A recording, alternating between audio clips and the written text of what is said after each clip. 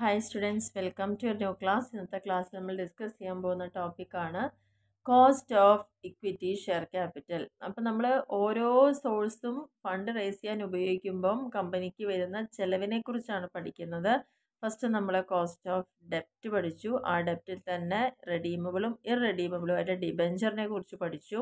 അത് കഴിഞ്ഞിട്ട് നമ്മൾ പഠിച്ചതാണ് cost of term loans. Financial ഇൻസ്റ്റിറ്റ്യൂഷനിൽ നമ്മൾ ബിസിനസ് എക്സ്പാൻഡ് ചെയ്യേണ്ട ആവശ്യവുമായി ബന്ധപ്പെട്ടിട്ട് ലോണുകൾ എടുക്കുമ്പം എങ്ങനെയാണ് അതിന് വരുന്ന ചിലവ് എന്ന് പഠിച്ചു. പിന്നെ പഠിച്ചത് കോസ്റ്റ് ഓഫ് പ്രിഫറൻസ് ക്യാപിറ്റൽ ആയിരുന്നു. പ്രിഫറൻസ് ഷെയറുകളാണ് ഇഷ്യൂ ചെയ്യുന്നതെങ്കിൽ എന്തൊക്കെ ചിലവുകൾ നമുക്ക് അവിടെ ഫേസ് ചെയ്യേണ്ടതുണ്ട്. അതിൽ തന്നെ രണ്ട് തരം റെഡീമബിൾ ആയിട്ടുള്ള പ്രിഫറൻസ് ഷെയറും ഇറെഡീമബിൾ ആയതുകൊണ്ട് നമുക്ക് പറഞ്ഞിട്ടുണ്ടായിരുന്നു ഇറെഡീമബിൾ എന്നുള്ളൊരു സംഭവം ഇപ്പോൾ ഇല്ല എന്നുള്ളത് പറയുന്നുണ്ട്. എന്നിരുന്നാലും നമ്മൾ അതിൻ്റെ പ്രോബ്ലംസ് ഒക്കെ ഇവിടെ ചെയ്തിട്ടുണ്ടായിരുന്നു. ഇനി അടുത്ത ഒരു മാർഗ്ഗമാണ് ഇക്വിറ്റി ഷെയർ ഇഷ്യൂ ചെയ്തുകൊണ്ട് അവർക്ക് ഫണ്ട് റേസ് ചെയ്യാം.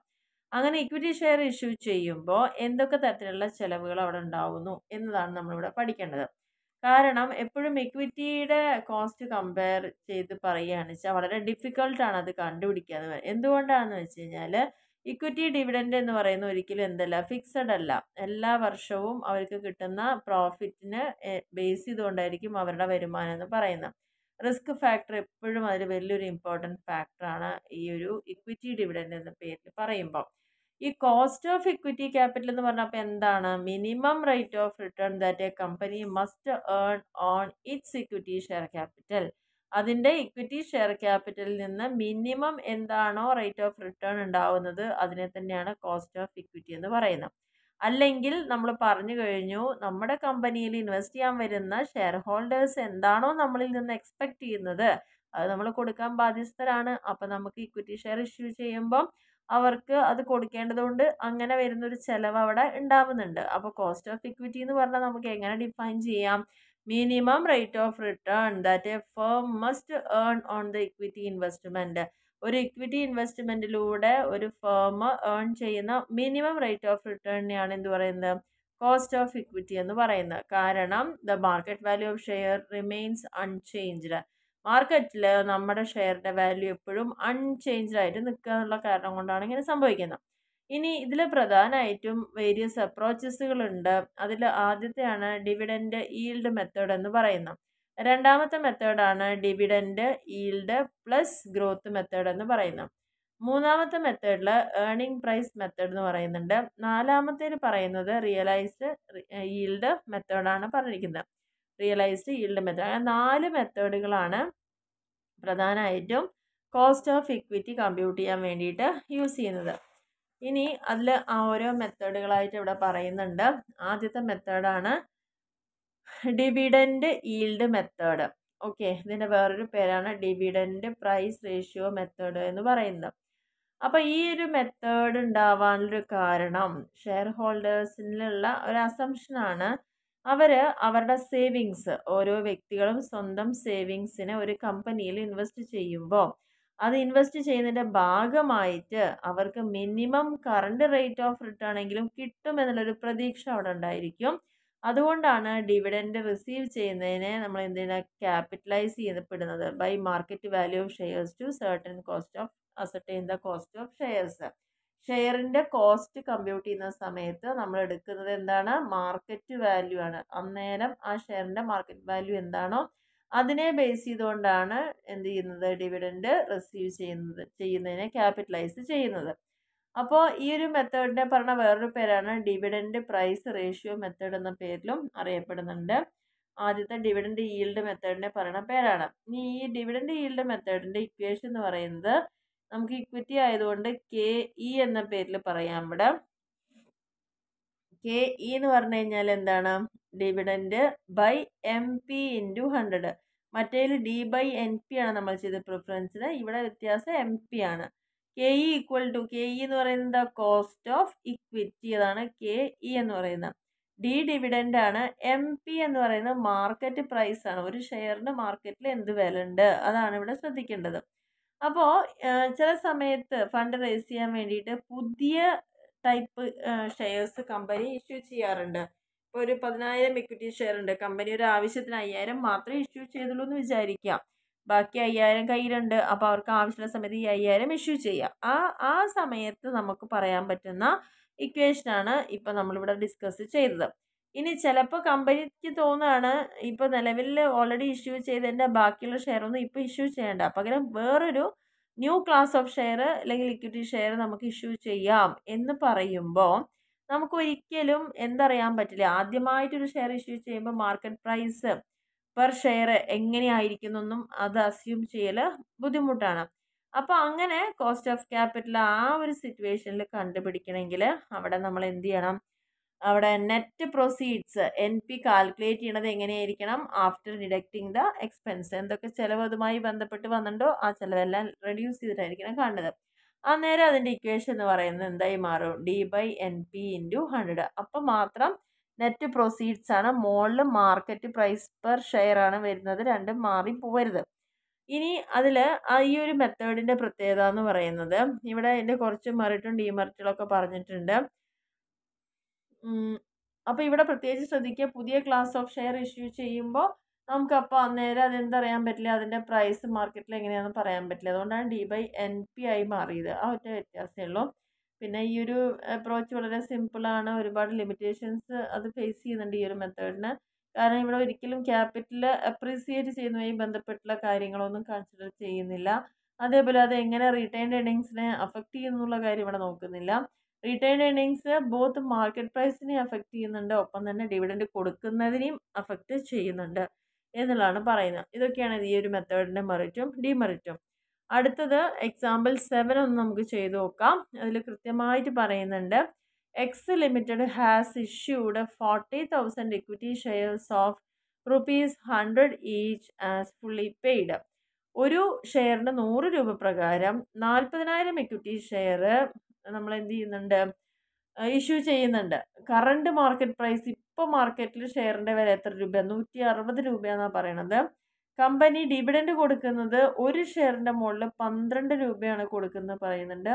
നമ്മളോട് cost of equity capital compute ചെയ്യാൻ പറയണം. അപ്പോൾ അതിൽ നമ്മൾ ഇക്വേഷൻ എഴുതുക, KE = D/NP × 100 എന്നുള്ളതാണ് നമ്മുടെ ഇക്വേഷൻ എന്ന് പറയുന്നത്. അപ്പോൾ D എന്ന് പറയുന്നത് എന്താ? ഡിവിഡൻഡ്. ഡിവിഡൻഡ് എത്രയാണ് കൊടുക്കുന്നത്? 12 ആണെന്ന് പറയുന്നുണ്ട്. അപ്പോൾ 12 ആവുമ്പം നമ്മൾ എങ്ങനെയാണ് ചെയ്യുന്നത് എന്നുള്ളത് നോക്കുക. ഡിവിഡൻഡ് 40,000 × 100, അപ്പം 40 ലക്ഷം കിട്ടും. 40,000 × 100 40 ലക്ഷം ഇൻറ്റു നമ്മൾ എത്രയാണ് അതിൻ്റെ ആ ഒരു. അപ്പോൾ ഇവിടെ നമുക്ക് പെർസെൻറ്റേജ് കണ്ട ആവശ്യമില്ല, കാരണം ഓൾറെഡി നമുക്ക് പൈസ ആയിട്ട് തന്നിട്ടുണ്ട്. ഒരു ഷെയറിൻ്റെ മുകളിൽ കൊടുക്കുന്ന ഡിവിഡൻഡ് എന്ന് പറഞ്ഞിട്ട് നമുക്ക് ഓൾറെഡി തന്നിട്ടുണ്ട്. സാധാരണ പെർസെൻറ്റേജ് പറയുമ്പോൾ നമുക്ക് കണ്ടുപിടിക്കേണ്ട ആവശ്യം വരുന്നുള്ളൂ. അതുകൊണ്ട് ഇവിടെ അതിൻ്റെ കാര്യമില്ല. 12 എന്ന് തന്നെ എഴുതുക. ഡിവിഡൻഡ് എത്രയാണ് ഒരു ഷെയറിൻ്റെ മുകളിൽ കൊടുക്കുന്ന ഡിവിഡൻഡ്? 12 ആണ്. അപ്പോൾ ഇത് ഇഷ്യൂ ചെയ്യുമ്പോൾ നമുക്ക് എന്ത് കിട്ടും? എത്ര രൂപ കിട്ടും? 160 രൂപയാണ് അതിൻ്റെ മാർക്കറ്റ് പ്രൈസ് എന്ന് പറയുന്നത്, ഇപ്പോൾ കറണ്ട് മാർക്കറ്റ് പ്രൈസ്. അപ്പോൾ അതാണല്ലോ, ആ എമൗണ്ട് ആണല്ലോ വരുന്നുണ്ടാവുക. നമുക്ക് വിൽക്കുമ്പോൾ ആ എമൗണ്ട് ആണല്ലോ കിട്ടുക. അതാണ് നെറ്റ് പ്രൊസീഡ്സ് എന്ന് പറയുന്നത്. ഇൻറ്റു 100 ചെയ്യുമ്പോൾ 7.5% വരുന്നു. അപ്പോൾ ഇങ്ങനെയാണ് ഒരു ടൈപ്പ് ക്വസ്റ്റ്യൻ എന്ന് പറയുന്നത്. ഇനി രണ്ടാമത്തെ മെത്തേഡിലേക്ക് പോകുമ്പോൾ നമ്മൾ 4 മെത്തേഡാണ് മൊത്തം പഠിച്ചത്. ഡിവിഡൻഡ് ഈൽഡും ഡിവിഡൻഡ് ഈൽഡിനോടൊപ്പം തന്നെ ഒരു പ്ലസ് ഗ്രോത്ത് മെത്തേഡും, അത്രയേ ഉള്ളൂ, വേറെ വ്യത്യാസമൊന്നുമില്ല. ഈ ഡിവിഡൻസ് നമ്മൾ എക്സ്പെക്ട് ചെയ്യുന്നത് എന്താണ്? Grow at A constant rate and dividend pay out ratio is constant. Company കൊടുക്കുന്ന ഡിവിഡൻഡ് പേ ഔട്ട് റേഷ്യോ എപ്പോഴും സ്ഥിരമായിട്ട് പോവുക, അല്ലെങ്കിൽ അതിന് സ്ഥിരമായിട്ടുള്ളൊരു ഗ്രോത്ത് ഉണ്ടാവുക. അങ്ങനെ വരുമ്പോഴാണ് നമുക്ക് കാര്യമുള്ളൂ. അപ്പോൾ ഈ ഒരു മെത്തേഡ് ചിലപ്പം compute the cost of equity capital ആയിരിക്കും നമ്മളിതിന് വേണ്ടി യൂസ് ചെയ്യുന്നത്. ഈ ഒരു മെത്തേഡിൽ കോസ്റ്റ് ഓഫ് ഇക്വിറ്റി ക്യാപിറ്റൽ എന്തിനെ ബേസ് ചെയ്തിട്ടായിരിക്കുന്നത്? Present rate of dividend and expected growth rate of dividend. ഭാവിയിൽ നമ്മൾ ഇൻവെസ്റ്റ് ചെയ്തിരിക്കുന്ന ആ ഒരു ഷെയറിൻ്റെ വാല്യൂ ചേഞ്ച് വരാം, അതുകൊണ്ട് തന്നെ ഡിവിഡൻഡിൽ ഒക്കെ മാറ്റങ്ങൾ ഉണ്ടാവാം എന്നുള്ളതാണ് അവിടെ പറയുന്നത്. ഇനി നിലവിൽ ഉള്ള ഇക്വിറ്റി ഷെയറാണ് ഇഷ്യൂ ചെയ്യുന്നതെങ്കിൽ, ഇപ്പം ഞാൻ നേരത്തെ പറഞ്ഞ പോലെ 10,000 ഷെയർ ഉണ്ടെങ്കിലും ചിലപ്പോൾ 5,000 മാത്രമേ നമ്മൾ പൈസ ആവശ്യത്തിന് ഇഷ്യൂ ചെയ്തിട്ടുണ്ടാവുള്ളൂ, ബാക്കി 5,000 നമുക്ക് അവിടെ ഉണ്ട്. അപ്പോൾ ആ ഉള്ള എക്സിസ്റ്റ് ചെയ്യുന്ന ഷെയർ എന്ന് വേണമെങ്കിൽ വീണ്ടും ഫണ്ട് റൈസ് ചെയ്യാം. എന്തിന്?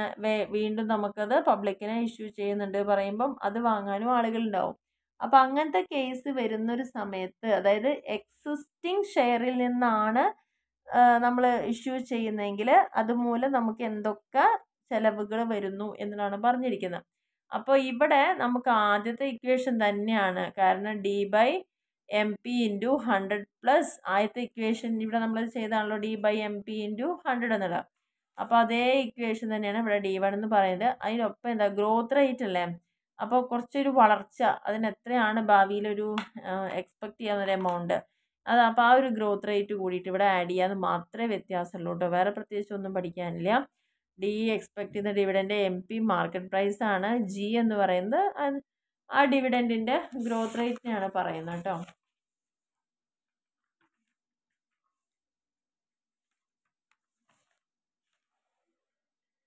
ഇനി അപ്പോൾ ഇത് രണ്ട് ഇക്വേഷൻ ഒന്ന് പ്രത്യേകിച്ച് ശ്രദ്ധിക്കുക. നമ്മൾ ആദ്യം പറഞ്ഞ ഇക്വേഷൻ എന്ന് പറയുന്നത് D1/MP ആയിരുന്നു. എം മാർക്കറ്റ് പ്രൈസ് ആയിരുന്നു. അത് എപ്പോഴത്തെ കേസിലാണ്? ഇക്വിറ്റി ഷെയർ ആണ് ഇഷ്യൂ ചെയ്യുന്നതെങ്കിൽ, പഴയ ഇക്വിറ്റി ഷെയർ ആണ് വീണ്ടും പൈസയ്ക്ക് വേണ്ടി ഷെയർ ചെയ്യുന്നതെങ്കിൽ, ഇഷ്യൂ ചെയ്യുന്നതെങ്കിൽ യൂസ് ചെയ്യേണ്ട മെത്തേഡാണ്. ഇവിടെ നമ്മൾ പുതിയ ടൈപ്പ് ഓഫ് ഇക്വിറ്റി ഷെയർ ആണ് ഇഷ്യൂ ചെയ്യുന്നത്. അപ്പോൾ ഇക്വേഷൻ സെയിം തന്നെയാണ്, പക്ഷേ MP പകരം ഇവിടെ എന്താവും? NP ആയിട്ട് മാറുന്നതാണ് പറയുന്നത്. അന്നേരം ഈ ഒരു ഇക്വേഷന് നമുക്ക് ഇങ്ങനെ വേണമെങ്കിൽ കാൽക്കുലേറ്റ് ചെയ്യാം. D1/KE - G എന്ന് പറഞ്ഞിട്ട് പറയാം. അതായത് കോസ്റ്റ് ഓഫ് ഇക്വിറ്റി തന്നിട്ടുണ്ടെങ്കിൽ അതിൽ നിന്ന് G ഗ്രോത്ത് എത്രയാണ് കുറയ്ക്കുക, മോൾ അതിൻ്റെ ഡിവിഡൻഡ് കാണാം. അപ്പോൾ ഈ ഒരു മെത്തേഡ് എന്ന് പറയുന്നത് ഏറ്റവും നല്ല രീതിയിൽ തന്നെ expectations of investors and calculate the cost of equity compute ചെയ്യാനും, അതേപോലെ ഇൻവെസ്റ്റേഴ്സ് എക്സ്പെക്ട് ചെയ്തുകൊണ്ടിരിക്കുന്ന ആ ഒരു കാര്യം എപ്പോഴാണ് എങ്ങനെയാണെന്നുള്ളതൊക്കെ അറിയുന്നതിന് വേണ്ടിയിട്ട്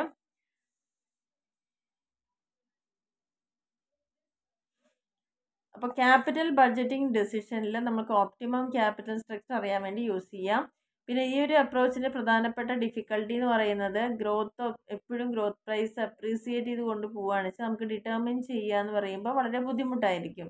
ഒരു എക്സ്പെക്റ്റേഷൻ ഒരു ഷെയർ ഹോൾഡറുടെ എങ്ങനെയാണ്, ഈ he is willing to pay a certain price for current dividend, ഇപ്പോൾ ഒരു കിട്ടുന്ന കറണ്ട് ഡിവിഡൻഡിന് എന്തെങ്കിലും ഒരു പേ ചെയ്യാൻ വേണ്ടിയിട്ട് ആഗ്രഹിക്കുന്നുണ്ടോ എന്നുള്ള കാര്യങ്ങളൊക്കെയാണ് അവിടെ നോക്കുന്നത്. കാരണം ഇവിടെ പ്രത്യേകിച്ച് പറയുന്നുണ്ട്, ഏറ്റവും വലിയ ഡിഫിക്കൽട്ടി എന്ന് പറയുന്നത് എന്താണ്? Approach is determine the rate of growth of price ഇങ്ങനെ കൂടിക്കൊണ്ട് പോവുകയാണ്. എത്രത്തോളം കൂടുന്നോ അല്ലെങ്കിൽ എങ്ങനെയാണ് അതിൻ്റെ റിസ്ക് എന്നൊന്നും നമുക്കപ്പോൾ അന്നേരം അറിയാൻ പറ്റില്ല. ഇനി നെക്സ്റ്റ് പറഞ്ഞിരിക്കുന്നതാണ് ഇതിൻ്റെ ബേസിൽ വരുന്ന ഒരു എക്സാമ്പിൾ ഇവിടെ ചെയ്ത് നോക്കാം നമുക്ക്. അവിടെ first a company plans to issue 1000 new shares of 100 each at par. അപ്പോൾ ഇവിടെ തന്നെ ശ്രദ്ധിക്കുക, 1000 പുതിയ ഷെയർ എന്ന് അവരെടുത്ത് പറഞ്ഞിട്ടുണ്ട്. അപ്പോൾ ന്യൂ ഷെയറിൻ്റെ ഇക്വേഷനാണ് യൂസ് ചെയ്യേണ്ടത്. ഒന്നിൻ്റെ വില 100 രൂപ. അപ്പോൾ നമുക്ക് അവിടെ എത്ര വരും? 10 ലക്ഷം വരും. അല്ല 1 ലക്ഷം രൂപ വരുന്നത്. ഫ്ലോട്ടേഷൻ കോസ്റ്റ് വരുന്നുണ്ട് 5%. ഷെയർ പ്രൈസ് എന്താണോ അതിൻ്റെ 5% കോസ്റ്റാണ്. ഡിവിഡൻഡ് കൊടുക്കുന്നുണ്ട്, ഒരു ഷെയറിൻ്റെ മുകളിൽ 10 രൂപയാണ് കൊടുക്കുന്നത്. And growth of dividend expect ചെയ്യുന്നത് 5% വളർച്ച ഉണ്ടാവും എന്നുള്ളതാണ്. Compute the cost of new equity shares. അപ്പോൾ പുതിയതായിട്ടുള്ള ഇക്വിറ്റി ഷെയറിൻ്റെ കോസ്റ്റ് എന്താണെന്നുള്ളത് നോക്കുക. ഇനി കറണ്ട് മാർക്കറ്റ് പ്രൈസ് ഇപ്പം നിലവിൽ 150 രൂപയ്ക്കാണ് അവിടെ ട്രേഡിങ് ചെയ്യണമെങ്കിൽ എങ്ങനെയായിരിക്കും വരിക എന്നുള്ളതാണ് നോക്കുന്നത്.